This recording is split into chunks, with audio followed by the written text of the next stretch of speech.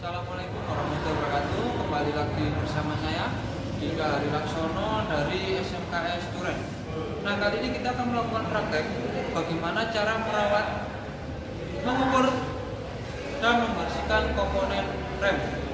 Jadi nanti kita akan melakukan dua perawatan, yaitu untuk rem cakram dan rem tromol. Apa aja yang kita lakukan? Seperti yang awal saya bilang tadi, kita akan melakukan perawatan, pembersihan, penyetelan dan pengukuran.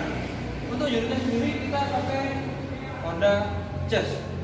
Nah, untuk peralatannya di sini sudah saya siapkan beberapa. Di sini ada SST dari rem, ada APD juga yang akan kita pakai nanti. Ada Vernier caliper, ada kunci sok satu set, palu, kunci pasling dan sebagainya. Untuk tahapan selanjutnya langsung kita next saja. Oke, jadi langkah selanjutnya yang kita lakukan adalah melakukan pembongkaran dari komponen sistem rem tromol. Langkah pertama yang kita lakukan adalah melepas tromol tersebut. Kalau langsung kita lepas, dia akan sulit. Jadi kita membutuhkan alat bantu. Kita membutuhkan baut. Kita masukkan ke sini. Lalu kita putar pelan-pelan sampai nanti tromolnya keluar. Nah, jangan lupa ini harus langsung kita cabut kembali. Oke, paham ya? Kita lepas di sini. Nah, jadi ini adalah komponen dari sistem rem tersebut. Hal pertama yang kita lakukan adalah melakukan pembersihan. Kita melakukan pembersihan dengan air gun. Kita bersihkan.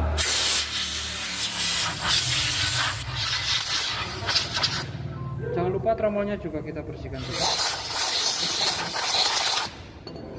Oke, setelah kita bersihkan, jangan lupa kita gosok pakai kertas gosoknya.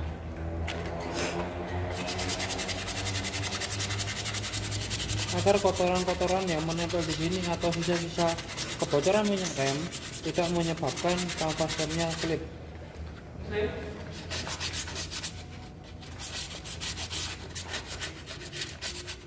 Oke, selain itu juga gosok juga area diameter dalam pada tromol. Oke, setelah kita kasih kertas gosok, kembali kita bersihkan pakai spray gun.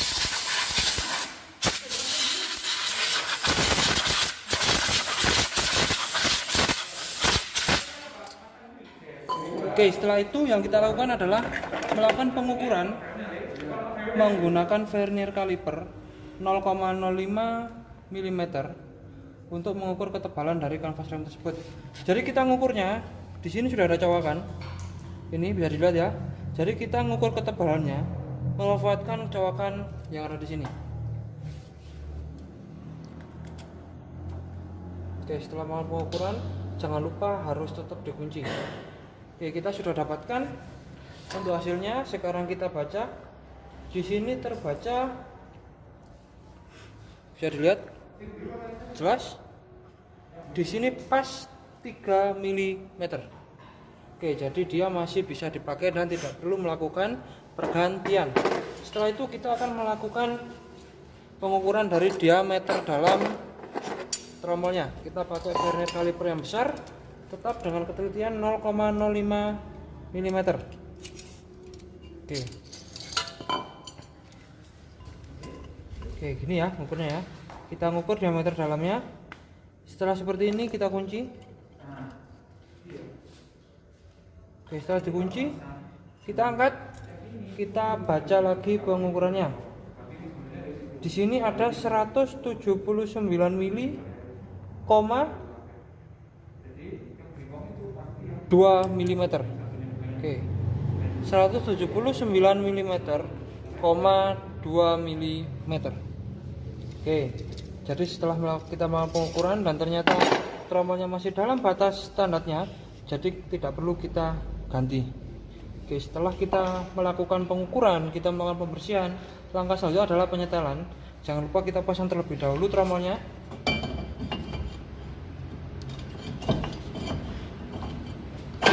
Oke.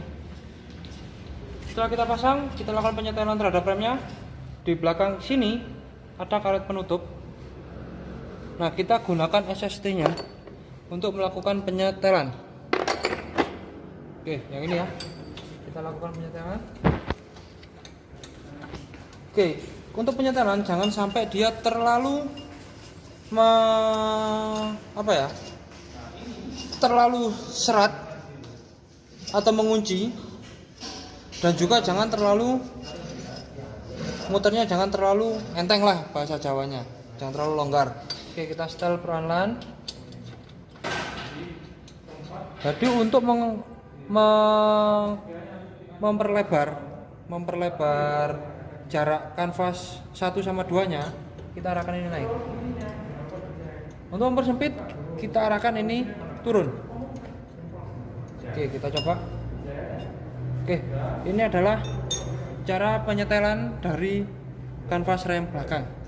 Oke, sekian dulu untuk kanvas rem belakang. Kita lanjutkan lagi ke sesi berikutnya, yaitu rem cakram.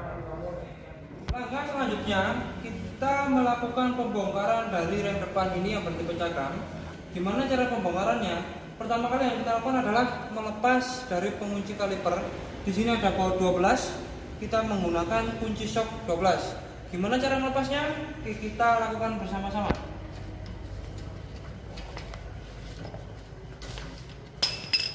Oke, setelah kendor, kita lepas bautnya, kita sendirikan biar tidak hilang. Langkah selanjutnya adalah kita mengangkat dari kalipernya. Nah, seperti ini. Setelah itu kita lepas dari kanvas remnya. Ada 2, samping kanan samping kiri. Oke, ini yang namanya kanvas rem. Nah, langkah selanjutnya kita adalah melakukan pembersihan terlebih dahulu.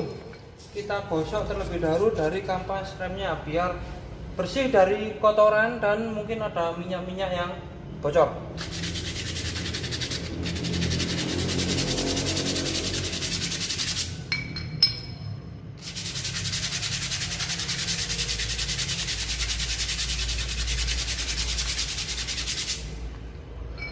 Oke, setelah kita bersihkan dengan kertas gosok ini, kita semprot pakai spray gun. Perhatikan jangan sampai tebunya terkena matahari.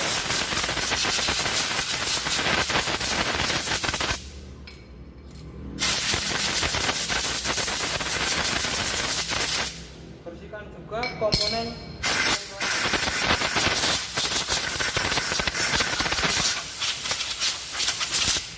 Oke, setelah kita melakukan pembersihan, maka langkah selanjutnya adalah pengukuran dari ketebalan kanvas rem dan keolengan dari piringan cakram ini.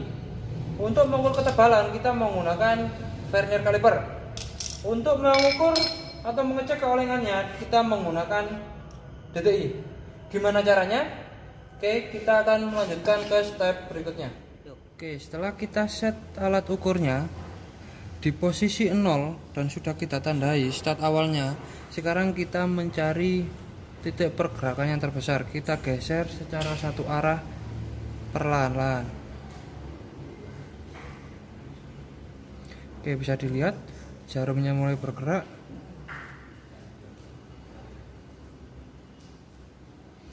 Kita geser terus. Oke, paling besar adalah 2 baris.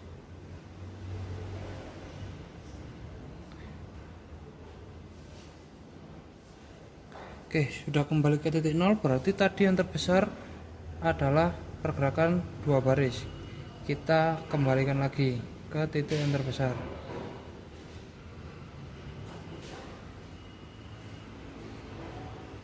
Oke, di sini. Di sini berarti pembacaannya adalah 0,02. Jadi, keolengan dari disc brake ini adalah 0,02. Oke, setelah kita melakukan pembongkaran terhadap rem depan tadi, langkah selanjutnya yang kita lakukan adalah melakukan pengukuran ketebalan kanvas rem depan ini. Gimana cara mengukurnya? Kita akan memakai alat ukur yang dinamakan vernier caliper, atau biasanya orang-orang menyebutnya jangka sorong yang lebih familiar. Oke. Nah, di sini kita memakai ketelitian 0,05 mm. Cara mengukurnya gimana? Oke, saya tunjukkan. Jadi buka dulu penguncinya biar dia geraknya bebas. Kita akan pakai mengukur dengan kedalaman ini.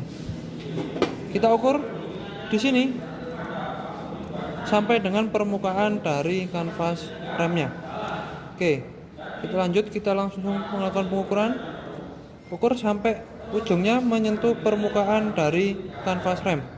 Oke, udah kelihatan ya.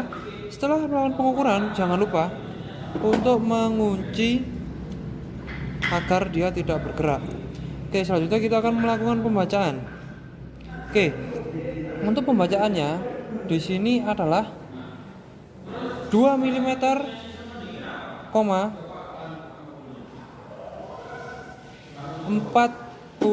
mm. Jadi ukurannya adalah 2,4 mm. Oke, setelah kita melakukan pengukuran, langkah selanjutnya akan saya jelaskan lebih lanjut. Setelah kita melakukan pengukuran terhadap ketebalan kanvas rem dan keolengan dari piringan cakram ini, hasil yang kita peroleh adalah masih belum melampaui standar minimal, jadi tidak harus kita ganti.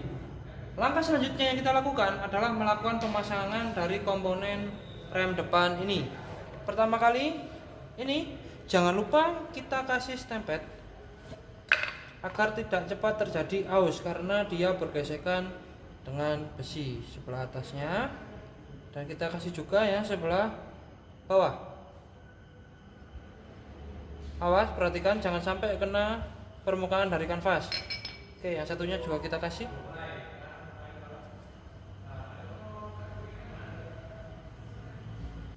Oke, setelah kita kasih, kita pasang kembali untuk kanvas remnya di tempat semula. Oke, perhatikan ya, jangan sampai kebalik. Ini yang ada lempengannya ini, dia berada di sisi dalam.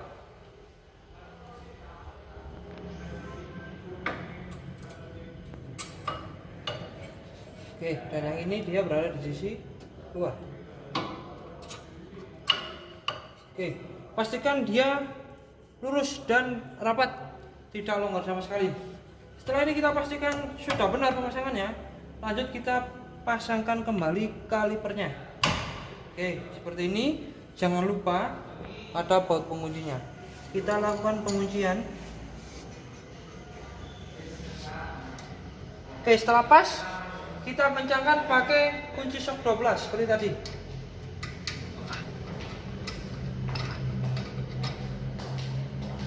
Oke, setelah kita lakukan pengencangan, berarti tahapan kita untuk melakukan pembongkaran, pengukuran, perawatan, dan perakitan kembali sistem rem depan yang berupa cakram telah selesai.